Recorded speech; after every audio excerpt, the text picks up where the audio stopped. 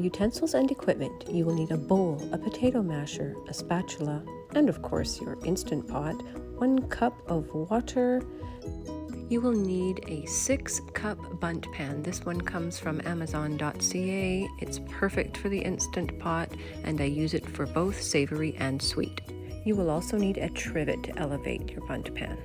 Other non-food items include cooking spray, a mixer of your choice, as well as some tin foil. Then you will need 3 ripe bananas, 3 large eggs, 1/3 of a cup of sweetener of your choice, 1/4 cup of maple syrup, 2 tablespoons of melted ghee or coconut oil, 1 tablespoon of applesauce, 1 teaspoon of vanilla, 1 teaspoon of cinnamon, 1 teaspoon of baking powder, 1 teaspoon of baking soda, 1/4 teaspoon of salt, and 3 cups of fine almond flour. Use a potato masher or a fork to mash your bananas in a large bowl. Make sure that there are no lumps left over once you are finished. Then go ahead and add in the rest of the ingredients: the eggs, the sweetener, maple syrup,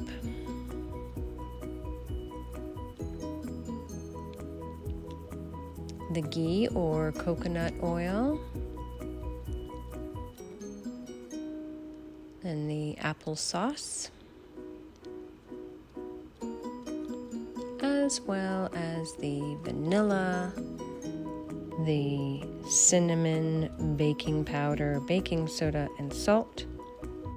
Then grab your mixer to mix it all up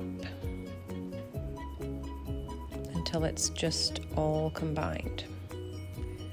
Then you want to add in the almond flour and stir it until you do not see any more of the flour.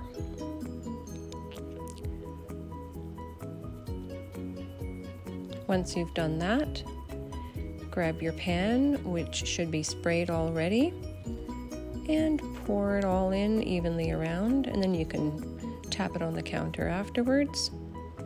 Cover it in tin foil very tightly around the edges.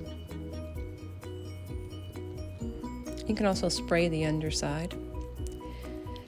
Take something to prick the center because we want the steam to come through the center. However, we don't want the steam to come up under there and into the cake, which is what I did one time.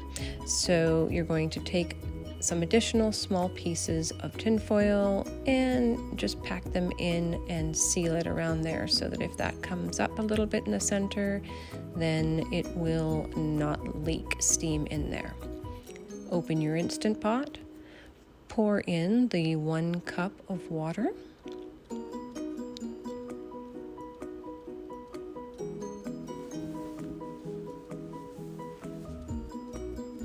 Put in the trivet. This is a standard trivet that a lot of people have. I'm going to show you quickly another one. So normally you would, just take your pan and put it in, but here's another trivet, which I swear by. You can also get this from Amazon. It's an official Instant Pot. Sling, so it makes it easier to come in and out. Place your lid on. Turn it so it's sealed. Mine automatically is on sealing, but yours may not, so you may have to turn a knob to get it to sealing position. Find your pressure cook button or use your dial if you have an ultra like I do. We want 55 minutes and press start.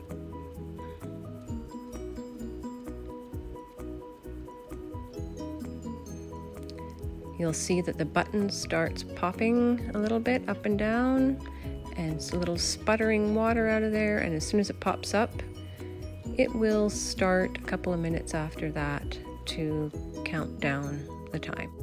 Once it's finished cooking, it will beep, and if you've kept the stay warm on, it will start counting up. Leave it in there for about 10 minutes.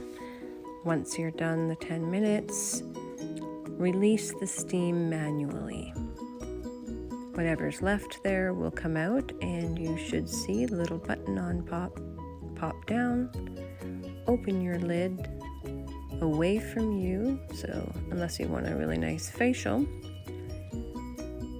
Then you'll notice that the side of the lid will fit nicely into the handle of the Instant Pot. Take out your cake.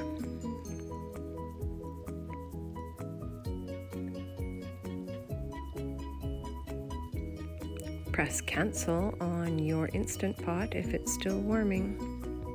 Then remove the foil gently from the cake. Be careful not to let the water that is sitting on top go into the cake. We don't want a soggy cake. Once you've done that, let it sit for 20 minutes. Now take some sort of spatula and go around and try to loosen it from the sides as much as you can. Then take a baking rack, put it over top, and then flip it over. Then you want to tap it a few times, give it a little bit of a shake, and voila! Your beautiful banana bread or cake, whatever you choose to call it. I would let it sit for a little bit before you cut a piece, but it's going to be hard. I wish that you had smell-o-vision. Enjoy!